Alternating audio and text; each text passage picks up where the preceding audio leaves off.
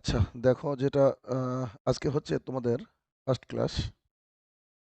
যারা মূলত ডব্লিউবিপি এবং কেপির জন্য গ্রহণ করবে তাদের জন্য আজকের প্রথম।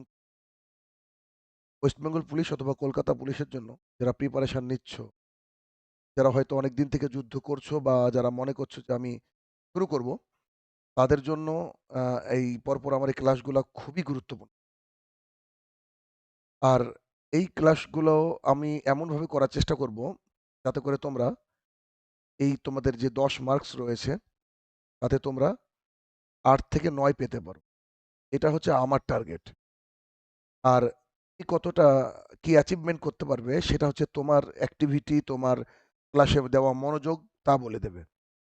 তো আমি কনফিডেন্টের সাথে বলছি, কেননা অ্যারাউন্ড দ্য ওয়ার্ল্ড আলহামদুলিল্লাহ অনেক স্টুডেন্ট রয়েছে যারা আমার কাছে পড়ে সফলতার উচ্চ শিখরে পৌঁছে।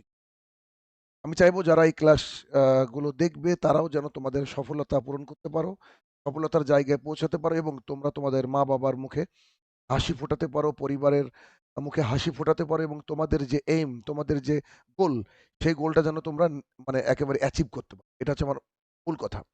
দ্বিতীয় কথা হচ্ছে যে আমাদের এর আগে কিন্তু 25 মার্কস ছিল ইংরেজিতে। সেটাকে কমিয়ে কিন্তু এই 10 মার্কস করা হয়েছে, 10 মার্কস। এখন 25 মার্কস পেতে যেভাবে পড়াশোনা করা হতো একসময়, ওইভাবে যদি তোমরা পড়াশোনা করো তাহলে ভুল হবে। আবার যদি তোমরা মনে করো যে না ইংরেজি তো 10 মার্ক, এটা ছেড়ে দেব, তাহলে কিন্তু বড় ভুল হয়ে যাবে। আমি তোমাকে গ্যারান্টি দিয়ে বলতে পারছি, তুমি যদি সঠিকভাবে ক্লাসগুলো দেখো এবং যা যা বলবো সেই কথাগুলো যদি তুমি মেনে চলতে পারো, তো তুমি 10-এর মধ্যে পাস অনায়াসে পাবে। এটা আমার দাবি ইনশাল্লাহ, আমি মনে করি। কেননা বিগত দিনের স্টুডেন্ট থেকে পড়িয়ে অভিজ্ঞতা থেকে বলছি, আমি 2005 সাল থেকে এই পড়ানোর পেছনে রয়েছি। ওকে, তো অ্যাক্টিভভাবে রয়েছি। সুতরাং আর এখনো শত শত স্টুডেন্ট রয়েছে ডাব্লিউবিপি কেপির আমার, অনলাইন অফলাইন বোথ সাইডে। তো আমি সেই অভিজ্ঞতা থেকে বলছি যে তোমরা যদি অ্যাটেন্টিভ হও তাহলে কিন্তু অনেক দূর এগিয়ে যেতে পারবে। তো প্রথমে আমরা সিলেবাসটা জেনে নেব, তার আগে একটা কথা বলি যে যেহেতু তোমাদের 10 মার্কস এর পরীক্ষা নেওয়া হবে, তার মানে তোমরা মানে টু দ্য পয়েন্ট তোমাদেরকে পড়তে হবে। একেবারে অনেক একটা বই তুমি নিলে এবং বইয়ের শুরু থেকে শেষ পর্যন্ত শেষ করলে, এরকম করে পড়লে আমার মনে হয় না যে তুমি ভালো রেজাল্ট করতে পারবে। তুমি এখন স্মার্ট স্মার্ট সময়ে স্মার্টলি কিন্তু পড়াশোনা করতে হবে। ঠিক আছে? আর আমি প্রত্যেকটা বিষয়ের শর্টকাট তোমাদেরকে শিখিয়ে দেব এবং হয়তো ইতিপূর্বে এভাবে ক্লাস হয়তো তোমরা করোনি। ইনশাআল্লাহ এটা আমার দাবি। তুমি দেখে নাও, একে, একে আমি ক্লাস শুরু করব। তো যেহেতু তোমাদের 10 মার্কস এর কোয়েশ্চেন আসবে, তার মানে কোন কোয়েশ্চেন ডিপ থেকে করাবে না। মানে এই যে ডিপে গিয়ে কোয়েশ্চেন করাবে এমনটা নয়। সব কোয়েশ্চেনই হবে মানে কি বলবো বেসিক লেভেলের। ওকে? তো এই বেসিকটা যদি আমাদের ইংরেজির ক্লিয়ার থাকে, তা আমরা কিন্তু মানে অনায়াসে ৭, ৮ বা ৮, ৯ পেতে পারি। ওকে? তো তাহলে আমাদের টার্গেট এই ১০ এর মধ্যে ১০, এটা নিয়ে আমাদেরকে এগোতে হবে।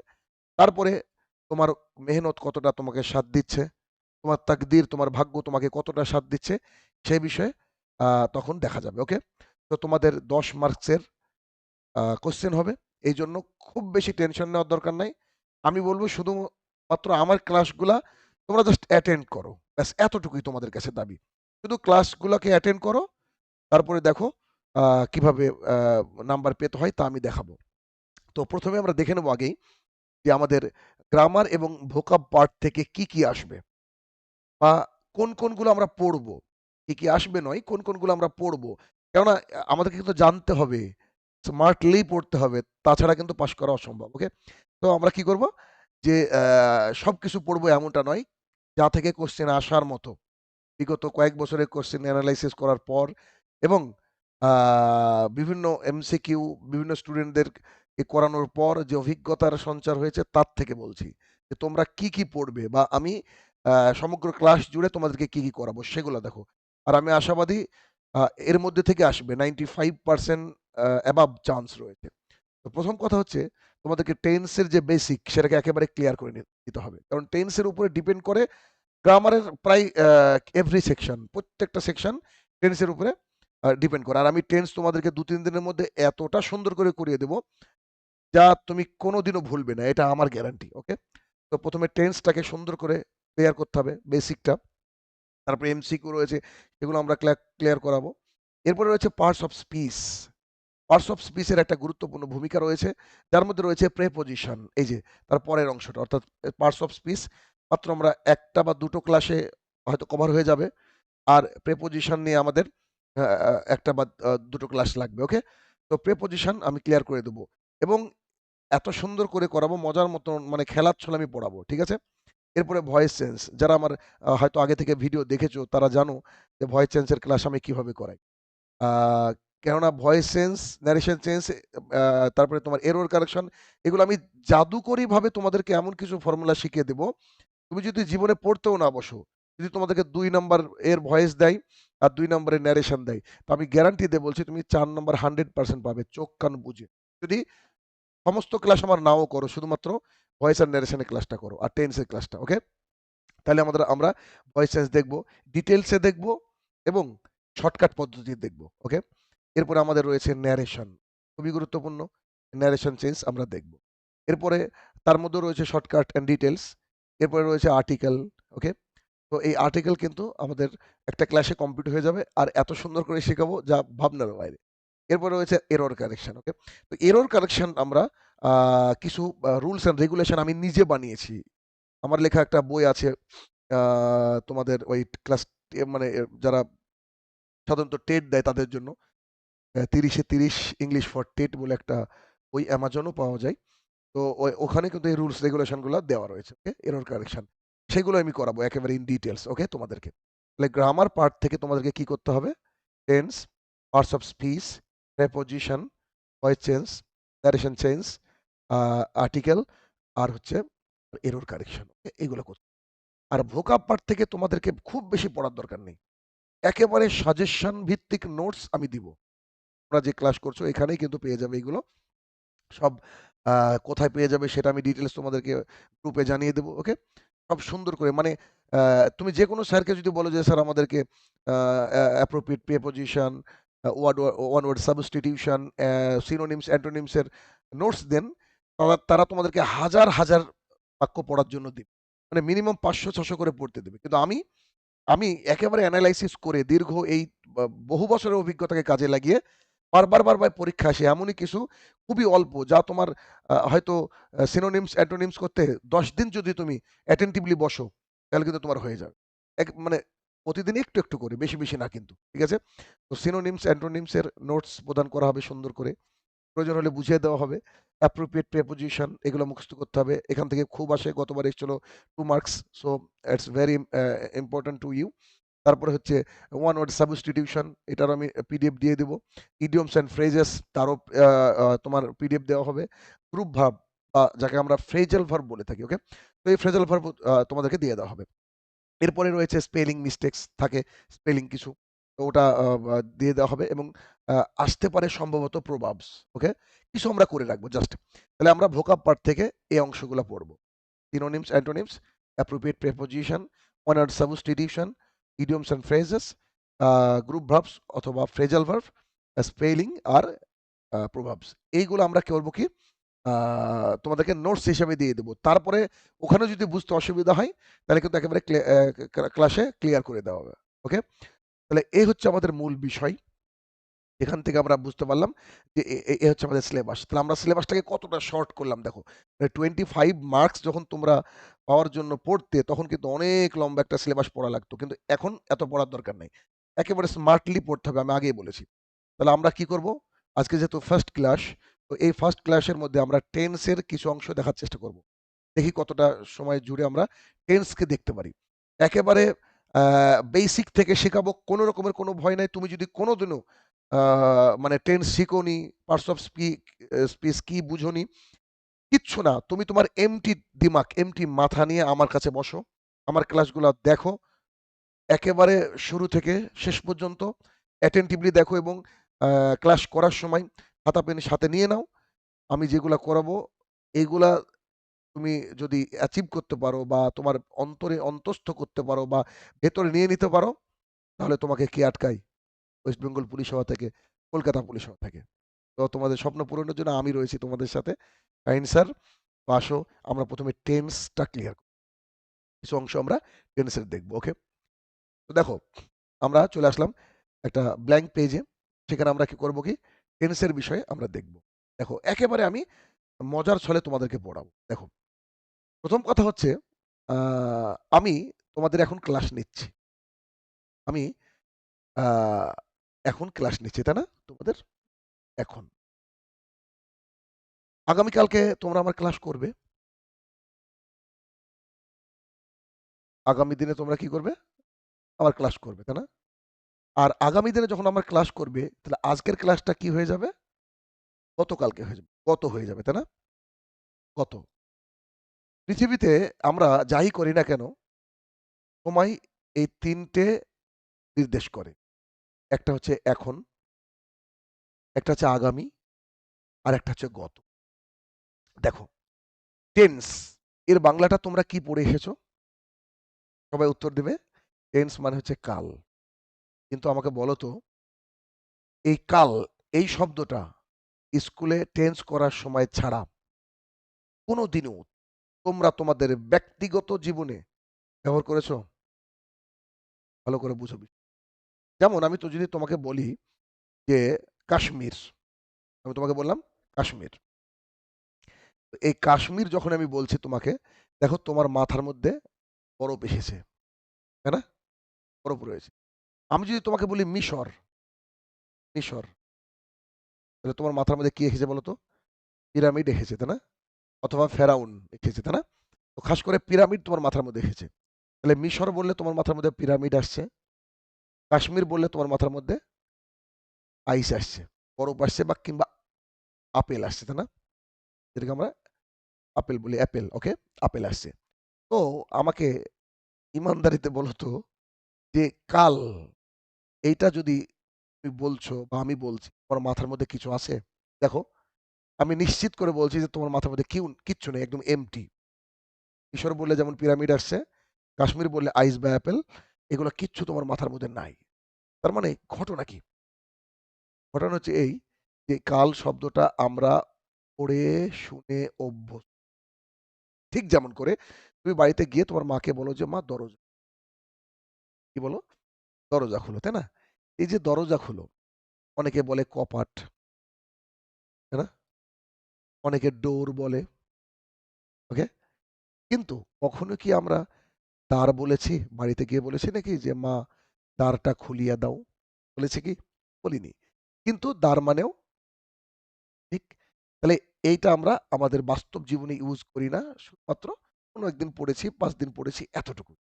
ঠিক তেমনি আমাদের স্যাররা আমাদেরকে টেন্স মানে কি শেখায়? কাল। আসলে এভাবে শিখলে আমাদের মনে থাকবে না। টেন্স মানে, আমি তোমাদেরকে বলছি, টেন্স মানে হচ্ছে সময়। আমি বলেছি না, আমি ইউনিক ভাবে পড়ানোর চেষ্টা করব তোমাদেরকে। টেন্স মানে কি? সময়। এবার আমি তোমাকে প্রশ্ন করি। যখনই আমি তোমাকে বলছি টেন্স মানে সময়, এখন তুমি আমাকে বলো তো, যে এখন তোমার মাথার মধ্যে কিছু আসছে কি আসছে না? দেখো আসছে। কিন্তু কাল, এটা বললে কিন্তু তোমার মাথার মধ্যে কোনো কিছু আসছে না। আমি একদম 100% ঠিক তো? আচ্ছা। তাহলে টেন্স মানে আমরা কি দেখব আজ থেকে? কি জানবো? এবার বলেছি যে আমি এখন পড়াচ্ছি। এটাকে আমরা ভালো ভাষায় বলতে পারি যে বর্তমান, তাই না? আগামীকালকে আবার ক্লাস থাকবে আমাদের। এটাকে আমরা বলে থাকি ভবিষ্যৎ। বলি কিনা বলি না? ভবিষ্যৎ। আর গত, এটাকে আমরা অতীত বলে থাকি। এই যে এই ৩ টি সময়, পৃথিবীর যাই করি না কেন, এই ৩ টি সময়ের মাধ্যমে সবকিছু আমরা করব, পেয়ে যাব। ওকে? যদি তাই হয়, তাহলে আমাদের টেন্স বা সময়, সময় তাহলে কত প্রকারের হলো? ১, ২, ৩। তাহলে সময় ৩ প্রকার। এটাকেই সাধারণত ইংরেজিতে কি বলা হয়? বলা হয় যে টেন্সকে ৩ ভাগে ভাগ করা। টেন্সকে ৩ ভাগে ভাগ করা। দেখো, কেউ খাতায় তুলবে না। এখন শুধু আমার কথাগুলো ভালো করে শোনো। ওকে? একটা হচ্ছে প্রেজেন্ট,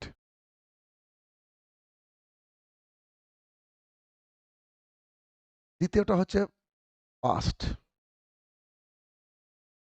আর এটা হচ্ছে ফিউচার। ওকে? তাহলে এই টেন্স, যার বাংলা এখনই শিখলাম, তাই না? সময়। এই সময়কে কয় ভাগে ভাগ করা যায়? ৩ ভাগে। যেটা এখনই আমরা জানলাম ভবিষ্য ভবিষ্যৎ। আর এটা হচ্ছে আ সরি এটা এটা যে পাস্ট হচ্ছে অতীত। আর এটা হচ্ছে এ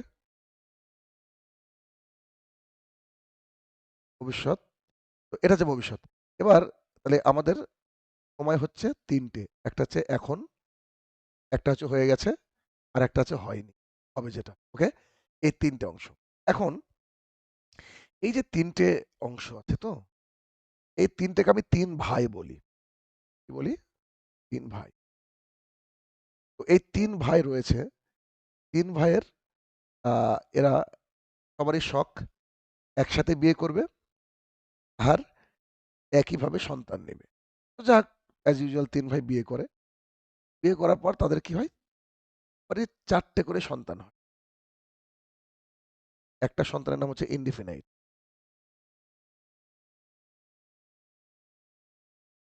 একটা সন্তানের নাম কি? ইনডিফিনাইট। ওকে? এটাকে বড় হাতেরে দিয়ে দিলাম। আচ্ছা ২ নম্বর সন্তানের নাম হচ্ছে কন্টিনিউয়াস।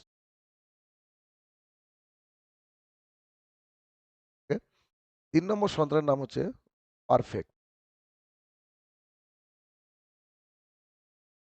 আর ৪ নম্বর সন্তানের নাম হচ্ছে পারফেক্ট কন্টিনিউয়াস। দেখো, তাহলে এই ৪ জন সন্তান কাদের? কোন বাবার সন্তান এরা বলো তো? প্রেজেন্টেরও সন্তান, পাস্টেরও সন্তান, আবার ফিউচারেরও সন্তান। তার মানে এদেরকে আইডেন্টিফিকেশন করতে গেলে এদের বাবার নামে আমরা জানবো। কি? Present indefinite, present continuous, present perfect, present perfect.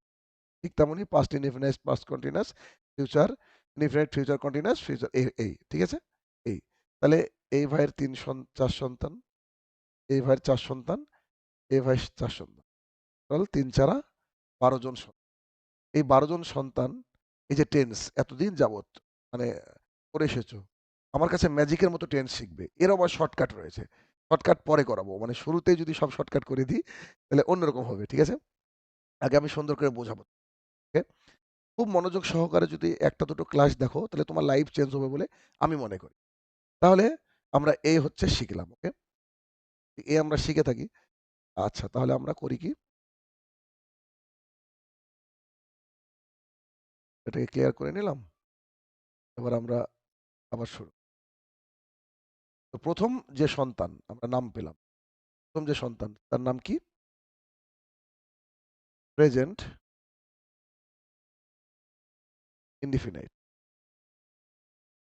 ওকে? এটা হচ্ছে ১ম সন্তান। আর আমাদের কাজ হচ্ছে এখন ১ম সন্তান। খুব সিম্পলি যেমন করে বলবো তেমন করে এই ক্লাসগুলা দেখতে হবে। আচ্ছা, প্রেজেন্ট ইনডিফিনাইট যেহেতু তোমরা কম্পিটিটিভ এক্সাম দিবে তোমাদেরকে ধরে ওইভাবে করানোর সুযোগ নাই, প্রয়োজনও নেই। আমি যতটুকু কাজে লাগবে অতটুকু তোমাদেরকে প্রস্তুতি নিই। দেখো, প্রেজেন্ট ইনডিফিনিট মানে তুমি বুঝবা যে স্যার এখন ক্লাস করাচ্ছে এটা হচ্ছে প্রেজেন্ট ইনডিফিনিট। ঠিক আছে? আমরা খাই, আমরা যাই, আমরা স্কুলে পড়ি, আমরা যা করি সেটা হচ্ছে প্রেজেন্ট ইনডিফিনিট। ওকে? তো এই টেন্সের মূল যে জায়গা সেটা হচ্ছে গঠন। সাবজেক্ট, ভার্ব, অবজেক্ট বা আদার ওয়ার্ডস। আচ্ছা সাবজেক্ট মানে হচ্ছে কর্তা। সাবজেক্ট মানে কি? কর্তা। মানে যে কোনো কাজ করে। ধরো আমি পড়াচ্ছি, সায়েন্স স্যার এখন কি তোমাদের? ভার্ব হচ্ছে যে এমন একটা জিনিস যে কোনো কিছু করা বোঝায়। যেমন আমি পেন দিয়ে লিখছি এখন, এটা হচ্ছে ভার্ব। তাহলে কোনো কিছু করা বোঝালে তাকে বলা হয় ভার্ব। আর বাদবাকি যেটা থাকে সেটাকে বলা হয় আদার ওয়ার্ডস। আমি যেমন করে পড়াই তেমন করে বুঝো। যে একটা মাঠ, এই মাঠে কিছু গরু চরছে, কিছু মুরগি রয়েছে, আর কিছু ভেড়া রয়েছে। ওকে? তোমাকে আ কেউ বলল যে এই মাঠের মধ্যে ভেড়া বের করে নিয়ে আসো। ওকে? কিন্তু তুমি ইতিপূর্বে কোনোদিন ভেড়া দেখোনি। ঠিক আছে? ভেড়া কোনোদিন দেখোনি। কিন্তু তুমি কাউ, গরু চেনো? কি চিনো? আমাকে বলো তো, গরু আর মুরগি চিনলে ভেড়া কি বের করা যাবে? নিশ্চিত করে ধরো গরু আর মুরগি আলাদা করে দিলা, তারপরে ভেড়াকে নিয়ে বাইরে চলে আসলো। হ্যাঁ, এই তো। তাহলে আমাদের আদার ওয়ার্ডস অবজেক্ট এটা চেনার দরকারই নাই। চিনবো হচ্ছে সাবজেক্ট আর ভার্ব। আচ্ছা, সাবজেক্ট আর ভার্ব কি করে চিনবো? সাধারণত সাবজেক্ট হচ্ছে বস। কি? বস। এ বাক্যের প্রথমে থাকে। কোথায় থাকে? বাক্যের প্রথমে সবসময় সাবজেক্ট থাকে সাধারণত আর সাবজেক্টের সাথে ভার্বের একটা ভালোবাসা আছে। তার পরেই ভার্ব থাকে। অর্থাৎ কোন করা বোঝালে ভার্ব। যেমন খাওয়া, ঘুমানো, চলা, ফেরা, এই যে তারপরে হচ্ছে লেখা, এগুলো সব হচ্ছে ভার্ব। ওকে? তাহলে আমরা মোট কথা কি জানবো? শুরুতে যে থাকে সে হচ্ছে সাবজেক্ট। ও যার দ্বারা কোনো কিছু কাজ সম্পাদন করে, এটা হচ্ছে ভার্ব। আর এটা তো আমাদের ভেড়া অর্থাৎ ল্যাম্ব। ওকে? সাপোজ একটা উদাহরণ দিচ্ছি আমি, ধরো আমি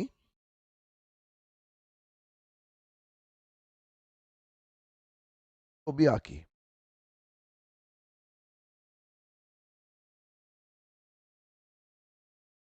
আচ্ছা, আমাকে বলো তো যে এইখানে সাবজেক্ট কোনটা? নিশ্চিত বুঝে গেছো। যে আছে সে হচ্ছে সাবজেক্ট। আচ্ছা, এই ছবি আর আঁকি এই দুটোর মধ্যে ভার্ব কোনটা? আমি কি বলেছি? ভার্ব মানে যেটা কোনো কিছু করা বোঝাবে। তাহলে ছবি, এই শব্দ দিয়ে কি কোনো কিছু করা বোঝাচ্ছে? না তো। আঁকি, হ্যাঁ, এটা কাজ বোঝাচ্ছে। মানে কোনো কিছু কাজ বোঝালে ওটা ভার্ব। এটা হচ্ছে ভার্ব। ক্লিয়ার? আর এটা যে ভেড়া, ভেড়া মানে ভেড়া নয়, এটা হচ্ছে আদার ওয়ার্ডস। S O V. কিন্তু আমাদের মূল জায়গা কোনটা? আমাদেরকে সাজাতে হবে কি করে? S V O. ওকে? তাহলে কি করবো আমরা? আমরা এস ও ভি কে এস ভি ও করে যদি সাজিয়ে নিতে পারি, তাহলে আমাদের বাক্য খুব মনোযোগ সহকারে কিন্তু এগুলো দেখতে হবে। কারণ এগুলো যে কত কাজে লাগবে তোমাদেরকে বলে বোঝাতে পারবো না। পরবর্তী সময়ে টেন্স ছাড়া কিচ্ছু করতে পারবে না। এজন্য ক্লিয়ার করে নিতে হবে। আর ২ থেকে ৩ টে ক্লাস দেখলে বুঝতে পারবা কি মজা আছে এর মধ্যে। আচ্ছা, তাহলে সাবজেক্টটা ১ম এ কি রয়েছে? আমি। আমি হচ্ছে আই। ভার্ব। ভার্বটা কোথায় আছে? আঁকা। আঁকা ইংরেজি হচ্ছে ড্র। I draw. কি আঁকি? এই যে আদার ওয়ার্ডস বা object. I draw picture. I draw picture হয়ে গেল আমাদের। এটা হচ্ছে প্রেজেন্ট ইনডিফিনিট টেন্স। আশা করছি বুঝতে পেরেছি। ধরো আরেকটা বাক্য এরকম করে আমরা নিতে পারি যে আ আমি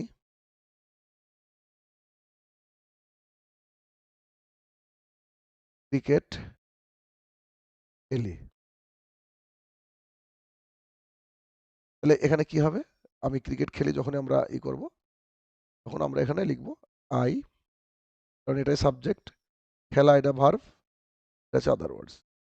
আই, খেলা ইংরেজি কি? সবাই জানি আমরা, play cricket. I play cricket. এতটুকু শিখলে তোমরা মূল এইটা জায়গা। এখন যেটা আমাদের আরেকটু শেখার দরকার, আরেকটু বোঝা।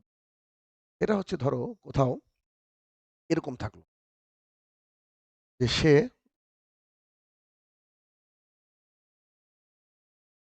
ভাত খায়।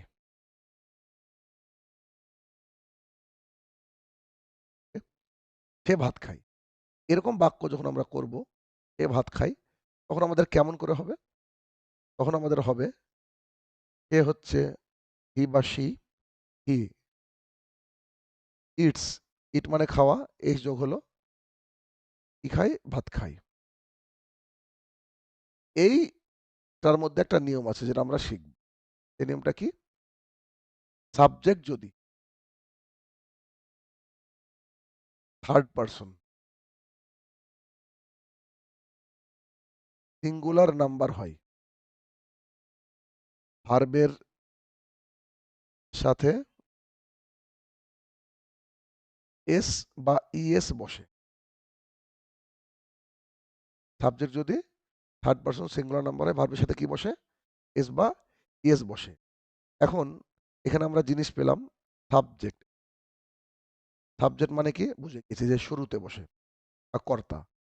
আচ্ছা, থার্ড পারসনই বা কি? সিঙ্গুলার নাম্বার এটা আমাদেরকে জানতে হবে না? আচ্ছা, পার্সন। পার্সন হচ্ছে ৩ প্রকার।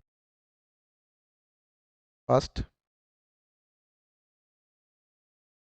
সেকেন্ড। একটু দেখো বুঝি। তো ফার্স্ট, ফার্স্ট হচ্ছে আই, সেকেন্ড হচ্ছে ইউ। ভালো করে বুঝো। ফার্স্ট পার্সন কি? আই আর সেকেন্ড সেকেন্ড পার্সন কি? ইউ। I, we, you. এটা ফার্স্ট আর সেকেন্ড। ভালো করে বুঝো। তাহলে আই, উই ফার্স্ট, ইউ হচ্ছে সেকেন্ড। এই আই, উই, ইউ এই ৩ টে বাদ দিয়ে পৃথিবীতে যা আছে সব থার্ড পার্সন। বোঝা গেল কিনা আমার কথা? আই আর we first person, you second person, আর থার্ড পার্সন কি? পৃথিবীতে যা আছে সব হচ্ছে থার্ড পার্সন। ওকে? আর আরেকটা শব্দ পেলাম সিঙ্গুলার। সিঙ্গুলারটা কি? তোমার নাম্বার, এটাকে বলা হয়। নাম্বার হচ্ছে ২ প্রকারের। এক হচ্ছে এক থাকলে, সেটাকে আমরা সিঙ্গেল বলি বা সিঙ্গুলার বলি, তাই না? সিঙ্গেল বলি কিনা? এক থাকলে। আর একের অধিক যদি থাকে, ২ থাকে, ৩ থাকে, কিছু থাকে, তাহলে সেটা হচ্ছে প্লুরাল। ওকে? আর এটা হচ্ছে সিঙ্গুলার। আচ্ছা। তো আমাদের শর্ত কি? সাবজেক্ট যদি থার্ড পারসন সিঙ্গুলার নাম্বার থাকে, তাহলে আই থাকলে হবে না, উই থাকলে হবে না, ইউ থাকলে হবে না, প্লুরাল থাকলে হবে না। তাহলে ভার্বের সাথে কখনো এস বাই এ যুক্ত হচ্ছে বলো? সাবজেক্ট যদি থার্ড পারসন সিঙ্গুলার নাম্বার। ওকে? তাহলে হি, এটা কি এই গোলের মধ্যে আছে? নাই, তাই না? তাহলে হি হচ্ছে থার্ড পারসন। হি কি একা না অনেক? অবশ্যই একা। তাহলে আমাদের শর্ত পূরণ হয়। কি শর্ত? থার্ড পারসন প্লাস একা, তাই না? এই থার্ড পারসন প্লাস একা যখন হয়ে যাবে, তখন ভার্বের সাথে এস বা ইএস, ইটের সাথে কি যুক্ত হলো? কোথায় এস কোথায় ইএস যুক্ত হবে এটাও তো জানার দরকার নাই। তোমাদের সব দেয়া থাকবে। তোমরা খালি খালি বেসিকটা আমার কাছে ক্লিয়ার করে নাও। কেননা এই টেন্সটা অনেকটা তেজপাতার মতো। তেজপাতা বুঝো কিনা? বাড়িতে দেখবা বাজার করে এনে দিলে তোমার মা রান্না করলো, করে কিন্তু আবার ফেলেও দিতে হয়। কিন্তু আবার ওটা না থাকলে খাবারের টেস্ট হয়। এইটা একটা ঝামেলা আরকি। এজন্য এটা আমাদেরকে শিখতে হবে। তাহলে আমরা মোটমাট যতটুকু শিখলাম, এখানে কি শিখলাম বলো তো? আমরা মোটমাট শিখলাম যে মূল কথা হচ্ছে এস, ই, ও, সাবজেক্ট, ভার্ব, অবজেক্ট এভাবে আমাদের বাক্য সাজাতে হয়। ওকে? এভাবে আমাদের বাক্য সাজাতে হয়। আচ্ছা, এবার আরেকটা জিনিস শিখলাম, সাবজেক্ট যদি থার্ড পারসন সিঙ্গুলার নাম্বার হয়, ভার্বের সাথে ওদের একটা এস বা ইএস যুক্ত। এতটুকুই। এই ক্লাস থেকে এতটুকু তোমাকে শিখতে হবে। আর কিচ্ছু শেখার দরকার নাই। ওকে? তাহলে ২ একটা বাক্য আমরা দেখি। সাপোজ ধরো রিনা জল আনে।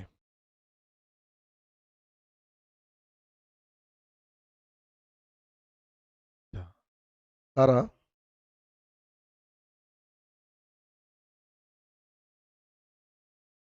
বল খেলে।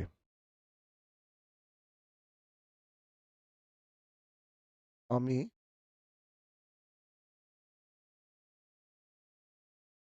চিঠি লিখি। এখন যদি এই বাক্যগুলো আমাদেরকে করতে দেওয়া হয়, তাহলে আমরা কিভাবে করব? দেখো, ১ম আমরা চিনব সাবজেক্ট কোনটা। থাকে সাবজেক্ট। জল আর আনা এর মধ্যে কোনটা ভার্ব বলো তো? নিশ্চয়ই বুঝে গিয়ে এটা ভার্ব। আর এটা হচ্ছে আদার ওয়ার্ডস। ওকে? তাহলে রিনা লিখে দিলাম আমরা। এখন রিনা যখন লিখলাম, আমরা জানি আই আর উই হচ্ছে ফার্স্ট পারসন আর ইউ সেকেন্ড পারসন। এই ৩ টে বাদ দিয়ে পৃথিবীতে যা আছে, পৃথিবীতে যা আছে সব কি? Third person. ওকে? তাহলে রিনা থার্ড পারসন, তাহলে থার্ড পারসনের হিসাব হয়ে গেল। রিনা কি একা? ইস একা। তাহলে ভার্বের সাথে এস বা ইএস যুক্ত। তাহলে রিনা আনা ইংরেজি হচ্ছে ব্রিং,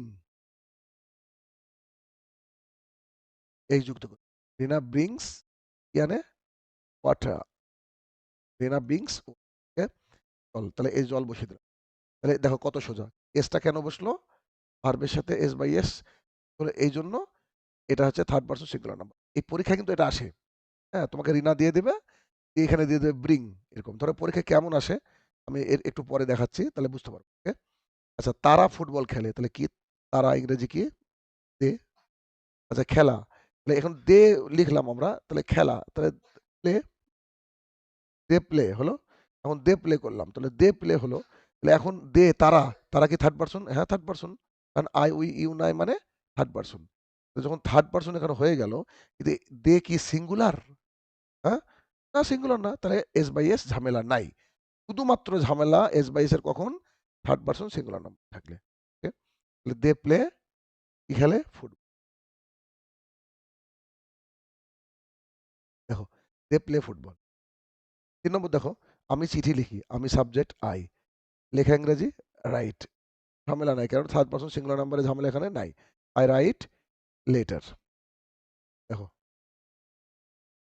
এবার পরীক্ষায় কিভাবে আসে ধরো। সাপোজ একটা দেখালে বুঝতে পারবা যে কেন এভাবে করাতে হচ্ছে টেন্স, পরীক্ষা আসে এভাবে। সাপোজ ধরো এরকম থাকলো যে থাকলো এরকম যে নিতেশ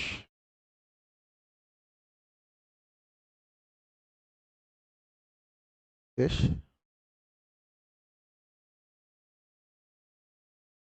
এখানে একটা ড্যাশ থাকলো, ব্র্যাকেটে থাকলো কালেক্ট,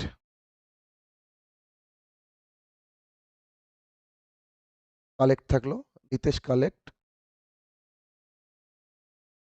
3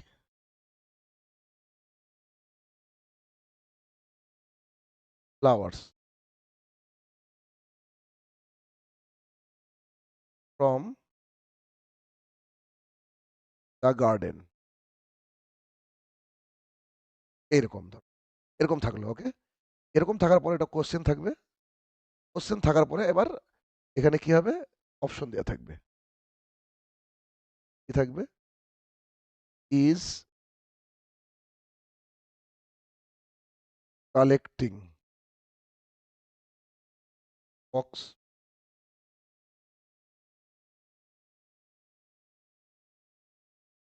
কালেক্ট বক্স ৩ নম্বর কালেক্টস ৪ নম্বর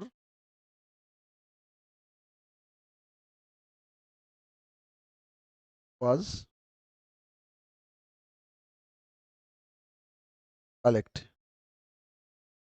এখন আমি তোমাদেরকে যতটুকু করালাম এখন পর্যন্ত, এতটুকু টেন্সের মধ্যে তোমরা কিন্তু উত্তর দিতে পারবা। 100% পারবা। কেন? তোমার মাথার মধ্যে চলে আসবে স্যার তো বলেছিল নিতেশ, এটা থার্ড পারসন। ওকে? কি একা? একা মানুষ তো, সিঙ্গুলার। তারপরে সে থার্ড পারসন সিঙ্গুলার নাম্বার হলে ভার্বের সাথে কি যুক্ত হয়? এস বা এস। তাহলে এখানে দেখো নিতেশ যেহেতু থার্ড পারসন সিঙ্গুলার নাম্বার, তাহলে এটা হবে না, এটা হবে না, এটা হবে না, অ্যান্সার ইজ সি, হয়ে যাবে কালেক্টস। এটা কি করে জানলা বলো তো? এখানে যে কালেক্টস হবে কি করে বুঝলা? এই যে এতক্ষণ তোমাকে টেন্স শিখালাম, ওকে? এইভাবে যদি পরীক্ষায় আসে পারবে না? উত্তর হ্যাঁ স্যার পারবো। 100% এইভাবে পরীক্ষায় আসে। কিন্তু ছাত্ররা ইংরেজি মানে সেই যে বলে না যে গাব্বার সিং আজায়গা সোজা বাচ্চা, এরকম হচ্ছে অবস্থা। মানে অবস্থা খুব খারাপ। ইংরেজি মানে বিশাল একটা কিছু। ওকে? তাহলে আশা করছি ইংরেজির ভয় আমি তোমাদের জন্য দূর করতে পারছি বলে এটা আমার আশা। ওকে? বা আমি আশা করছি আরকি। ঠিক আছে? তাহলে আমরা একটু দেখে নেব বিষয়।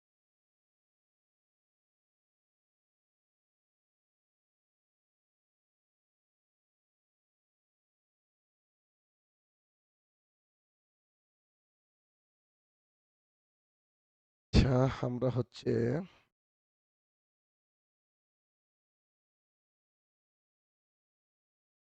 এগুলোকে ডিলিট করতে পারি তাহলে হচ্ছে কি হবে? মানে বিষয়টা আমি আবার তোমাদেরকে দেখাতে পারবো। ওকে? আচ্ছা, এই গেল। আমাদের কাজ হয়ে গেছে এখানে। এবার একটা টেন্স গেল। ভালো করে বলি। একটা টেন্স কিন্তু হয়ে গেল। এবার আমি দ্বিতীয় টেন্স করব। ডোন্ট ওয়ারি, আমি আবার রিপিট করব। এতই রিপিট করব যে তোমাদের জন্য একেবারে ইজি হয়ে যাবে। দেখো আমি তাহলে প্রেজেন্ট ইনডিফিনিট কিন্তু হয়ে গেল আমাদের। এখন দ্বিতীয় সন্তান কি ছিল? প্রেজেন্ট কন্টিনিউয়াস, তাই না? Present continuous. তো প্রেজেন্ট কন্টিনিউয়াস এর আমাদের মূল গঠন কি? সাবজেক্ট অ্যাম অথবা ইজ অথবা আর, ভার্বের সাথে আইএনজি প্লাস হচ্ছে আদার ওয়ার্ডস। আচ্ছা, আমরা প্রেজেন্ট ইনডিফিনিট করেছি। এখন প্রেজেন্ট কন্টিনিউয়াসে আসছি, তাই না? তো প্রেজেন্ট কন্টিনিউয়াসে আসতে গিয়ে দেখছি যে আমার এই হচ্ছে আমার স্ট্রাকচার।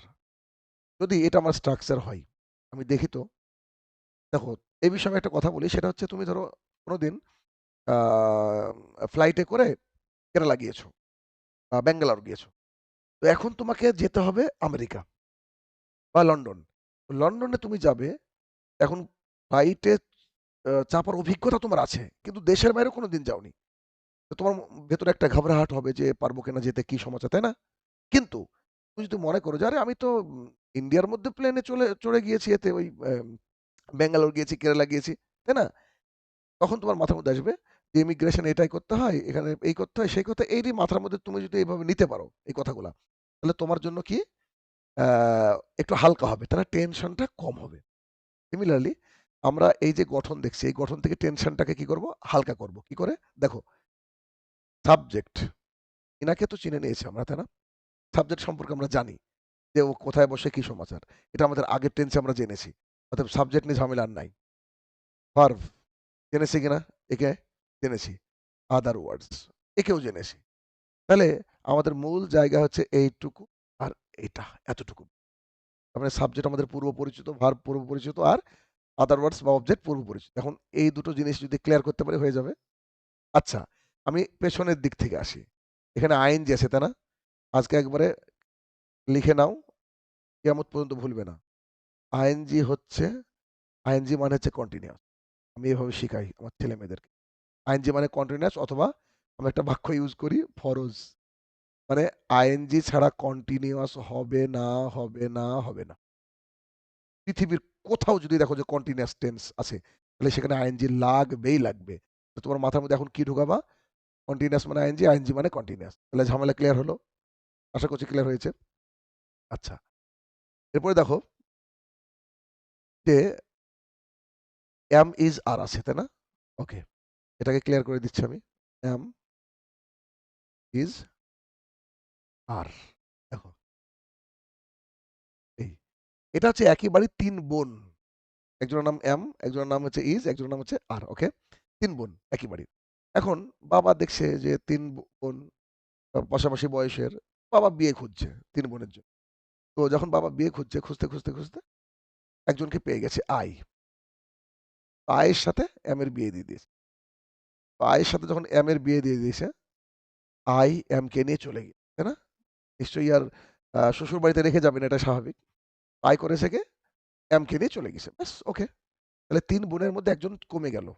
তাই না? কে কমলো? এম। আচ্ছা, এম এর স্বামীর নাম কি? আই। তাহলে যদি কোথাও এম যায়, তাহলে তার সাথে কে যাবে? আই যাবে। আর আই যদি কোথাও যায়, তার পাশে কে বসবে? তাহলে আমাদের ঝামেলা শেষ। এক বোনের বিয়ে হয়ে গেল কার সাথে? আয়ের সাথে। Am sitting. আয়ের সাথে পৃথিবী চিরকাল কি বসে? এম বসে। Okay, clear. এবার থাকলো ইজ আর আর। ইজে হচ্ছে ২ টো অক্ষর। আরে কটা অক্ষর? ৩ টে। তার মানে যেটা বেশি অক্ষর সেটা বেশির সাথে বসবে। অর্থাৎ সাবজেক্ট যদি অনেক, সাবজেক্টে যদি কি বুঝায়? অনেক বুঝায়, তাহলে কি বসবে? আর। আর বাংলায় আমরা বলি, তোমার মা তোমাকে বলছে ভাত দিব, আর ভাত দিব? বলছে আরো একটু দাও, আরো একটু দাও, বলছো না? যে আরো। এ আরো হচ্ছে আর। আর ইজ হচ্ছে সিঙ্গেলের সাথে বসে। কি বসে? সিঙ্গেলের সাথে বসে। ওকে? এই। তাহলে আয়ের সাথে কার বিয়ে হলো? ক্লিয়ার করো। এম এর চলে গিয়েছে। তাহলে যখনই সাবজেক্ট আয় হবে, কে বসবে? এম বসবে। যদি কোথাও সিঙ্গেল কেউ থাকে, ধরো সাপোজ কোথাও কে থাকলো? সিঙ্গেল কেউ থাকলো। সিঙ্গেলের সাথে কি বসবে? ইজ বসবে। আর যদি আর মানে আরো বেশি, আমরা বলি না আরো বেশি, আরো বেশি এই শব্দ থাকলে কি বসবে? আর বসবে। তাহলে মোট কথা আমরা শিখলাম যে কি বসবে? আইএনজি মানে কন্টিনিউয়াস। এটা বসবেই বসবে, তাছাড়া কন্টিনিউয়াস হয় না।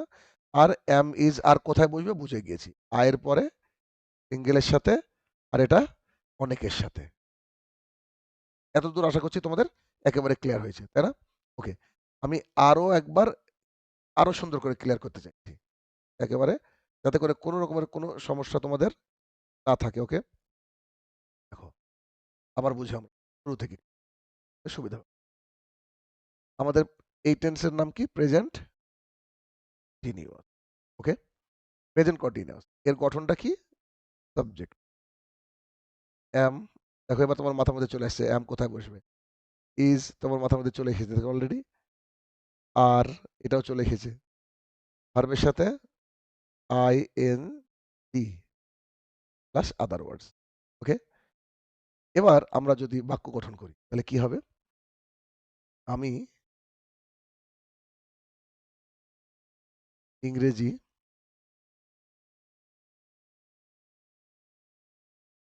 ছি। বাংলাতে অত ধ্যান দিতে হবে না, জাস্ট আমি একটু আচ্ছা, দেখো এর আগে আমরা কি বললাম? আমি ইংরেজি পড়ি, আমি ভাত খাই, সে বাজারে যায় বা সে ক্রিকেট খেলে বা তারা ক্রিকেট খেলে। তো এই ক্ষেত্রে পড়ছি মানে কন্টিনিউয়াস মানে হচ্ছে রানিং কোনো কাজ যেটা রানিং চলা হয়, মানে এখন তোমরা ক্লাস দেখছো, যে দেখছো এটা, আর একটা দেখি ওটা ইনডিফিনাইট, আর হচ্ছে দেখছো। ওকে, এটা বুঝে নিতে হবে। যদি তাই হয় তাহলে আমি ইংরেজি পড়ছি। ওকে, তাহলে আমি ইংরেজি পড়ছি এটা যখন আমরা করতে যাব তখন আমরা কিভাবে করব? দেখো আমরা এভাবে করব যে আমি সাবজেক্ট বুঝে গিয়েছি, পড়ছি হচ্ছে ভার্ব, আর এটা হচ্ছে আদার ওয়ার্ড। ব্যাস এতটুকু বুঝে। তাহলে আমি বসিয়ে দিলাম আই। এবার অ্যাম, ইজ আর এর কোনটা বসবে? অলরেডি সবাই বলে দিয়েছো তো। I am. ওকে, ভার্বটা কি? পড়া, রিড। তার সাথে কি বসবে? বলেছি না ফরজ, আইএনজি ছাড়া হয় না বাক্য কন্টিনিউয়াস। ওকে, তাহলে আই অ্যাম রিডিং, কি পড়ছি? আদার ওয়ার্ডস, আই অ্যাম রিডিং ইংলিশ। দেখো টেন্স কত সোজা। ওকে, সিমিলারলি যদি এরকম বলি যে তারা ক্রিকেট খেলছে, ও খুব কমন কিছু জিনিস দিয়ে আমরা তাহলে খেলছে আছে। দেখো তারা ক্রিকেট খেলছে, তাই না? তারা ক্রিকেট খেলছে, এখন এটা আমরা করব কি দিয়ে? যেমন তারা ইংরেজি কি দিলাম? দে। আচ্ছা দে, এটা কি একা না অনেক? অনেক। আর আর আর বলেছে না, তাহলে দে আর, দে আর কি? খেলা ইংরেজি যে প্লে, তার সাথে আমরা কি যুক্ত করব? দে আর প্লেইং, তাই না? আইএনজি, দে আর প্লেইং কি খেলছে? দেখো কত সোজা, এর চেয়ে সোজা আর কি হতে পারে?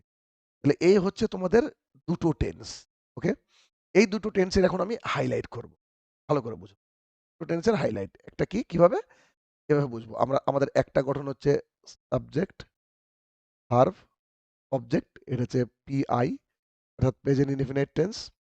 আর আরেকটা হচ্ছে পিসি মানে প্রেজেন্ট কন্টিনিউয়াস, এর গঠন কি? সাবজেক্ট, এম অথবা ইজ অথবা আর, তারপরে ভার্বের সাথে কি যুক্ত হবে? ING plus other words. ওকে, এখন আমরা এই দুটো দেখলাম, এখন আমরা করব কিভাবে করব? দেখো এটা হচ্ছে, ধরো আমি একটা বাক্য মিডিলে লিখলাম এখানে, নতুন নতুন একটা বাক্য লিখছি। ধরো সে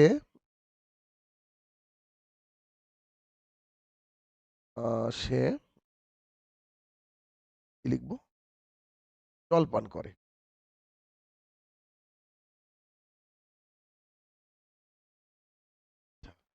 এই জল পান করা হচ্ছে মানে এই যে পান করা, হ্যাঁ পান করাটা একসাথে হয় আর আর কি। সে জল পান করে, ঠিক আছে। আর অবলিক দিয়ে লিখলাম করছে, কেননা দুটো আমরা একসাথে দেখবো যেহেতু। okay? তো সে জল পান করে বা করছে। ওকে, তো জল পান করে এইটা আগে লিখবো আমরা এই গঠনে, কি লিখবো বলো? হি। আচ্ছা, পান করা ইংরেজি কি? Drink. He third person singular number, তাহলে কি হবে? এস যুক্ত। হি ড্রিঙ্কস কি করে? ওয়াটার। হি ড্রিঙ্কস ওয়াটার, সে জল পান করে। এবার সে জল পান করছে, এই এই গঠনে আমরা কি লিখবো? হি। হি একা, তাহলে কি বসবে? ইজ। হি ইজ ড্রিঙ্ক, একই জিনিস। হি ইজ ড্রিঙ্ক, তার সাথে কি বসবে? আইএনজি। তাহলে হি ইজ ড্রিঙ্কিং কি, এই যে আদার ওয়ার্ডসটা কি? Is drinking water. ওয়াটার, দেখো হি ইজ ড্রিঙ্কিং ওয়াটার। তাহলে এই দুটোর মধ্যে আমাদের পার্থক্য কি দেখলাম? এই দুটো এর মধ্যে দেখো, এই দুটোর মধ্যে আমরা পার্থক্য দেখলাম যে শুধুমাত্র এখানে ড্রিঙ্কস আছে আর এখানে ইজ ড্রিঙ্কিং আছে। বাদ বাকি এখানে সাবজেক্ট, এখানকার সাবজেক্ট সেম, এখানকার অবজেক্ট, এখানকার অবজেক্ট সেম। তার মানে যখন আমরা কিছু করব টেন্স, তখন আমাদেরকে বুঝতে হবে যে ভার্বটা সবসময় আমাদের পরিবর্তন। তাহলে আমাদেরকে যখন আইএনজি দেখব তখনই মাথার মধ্যে কি চলে আসবে? কন্টিনিউয়াস। আর যখন এরকম এস যুক্ত এরকম কিছু দেখব আর সিঙ্গেল খালি দেখব, তখনই চলে আসবে ওটা আমাদের ইনডিফিনিট। এ হচ্ছে মূল জায়গা। আশা করছি একেবারে তোমাদের ক্লিয়ার হয়েছে এই দুটো টেন্স। ওকে? যে প্রেজেন্ট ইনডিফিনাইট আর প্রেজেন্ট কন্টিনিউয়াস। তাহলে তোমরা এখন কিন্তু খাতায় এই অংশটুকু শুধু লিখে নিতে পারো। যে এই পিআই মানে প্রেজেন্ট ইনডিফিনাইট সমান এ হচ্ছে তার গঠন, আর কন্টিনিউয়াস হচ্ছে এ হচ্ছে তার গঠন দিয়ে বাক্য। ওকে? আরেকটা বাক্য আমরা দেখি, ধরো সাপোজ লিখলাম যে তারা ফুল তুলছে, তোলে একটা, আর তারা ফুল তুলছে। যদি বাংলাটাও খেয়াল করো, তাও কিন্তু একটা মজার জিনিস তোমরা খেয়াল করতে পারো। দেখো, এখানে রয়েছে তারা, এখানেও তারা, এখানে রয়েছে ফুল, এখানে রয়েছে ফুল। তো এখানে তোলে আর তুলছে এইটুকু তফাৎ। ঠিক আছে? তাহলে ইংরেজিতে এত বড় তফাৎ কেন হতে যাবে, তাই না? তাহলে তারা ফুল তুলছে, তুলে ইংরেজি কি হবে? এই গঠন অনুযায়ী করতে হবে আমাকে। তারা, দিয়ে দিলাম দে, তাহলে তোলা ইংরেজি প্লাক। তাহলে দে প্লাক, থার্ড পারসন কিন্তু সিঙ্গুলার কি না? সিঙ্গুলার না, তাহলে এস বাইসে ঝামেলা নাই। এস বাইসে যখন ঝামেলা নাই তখন কি হবে? দে প্লাক ফুল ইংরেজি ফ্লাওয়ার্স। ফ্লাওয়ার্স করতে পারো, ফ্লাওয়ার করতে পারো, ঠিক আছে? ফ্লাওয়ার্স, এ হয়ে গেল। ঠিক, তারা ফুল তুলছে, এটা কি করবা? বসিয়ে দাও দে। okay? তাহলে দে, দের পরে কি বসে বললাম? আর, মানে অনেকের ক্ষেত্রে আর, এগুলো তো বুঝেই গেছো। তাহলে দে আর, একইভাবে প্লাক, তাই না? তার সাথে কি বসবে? যা না বসলে কন্টিনিউয়াস হয় না, আইএনজি। প্লাকিং কি? দেখো, দে আর প্লাকিং ফ্লাওয়ার্স। তাহলে যদি খেয়াল করো এই জায়গাটাই, তাহলে তুমি খেয়াল করতে পারো যে এখানে দে আছে, এখানেও দে আছে, এখানে ফ্লাওয়ার্স আছে, এখানে ফ্লাওয়ার্স আছে, এখানে শুধুমাত্র প্লাক, আর এখানে হচ্ছে আর প্লাকিং। এটা হচ্ছে তফাৎ। তাহলে আজকে আমরা এই পর্যন্ত ক্লাস রাখবো। দুটো টেন্স হয়েছে, তোমাদেরকে বাড়িতে এমন কিছু কাজ আমি দেবো না, জাস্ট এই দুটো টেন্সকে শুধু মাথায় রাখবা, ঠিক আছে? আর ক্লাসটা কেমন লাগলো অবশ্যই জানিও আমাকে। তো আজকে এই পর্যন্ত থাকছে। ইনশাল্লাহ আবার আগামীকালকের ক্লাসে আমরা আর দুটো টেন্স শিখবো। তারপরে ৩ নম্বর ক্লাসে একটা মজা আছে, এবার অসাধারণ একটা মজা আছে, ওখানে গিয়ে বুঝতে পারবে। তো এই পর্যন্ত তাহলে আমাদের ক্লাসটা থাকছে। ওকে?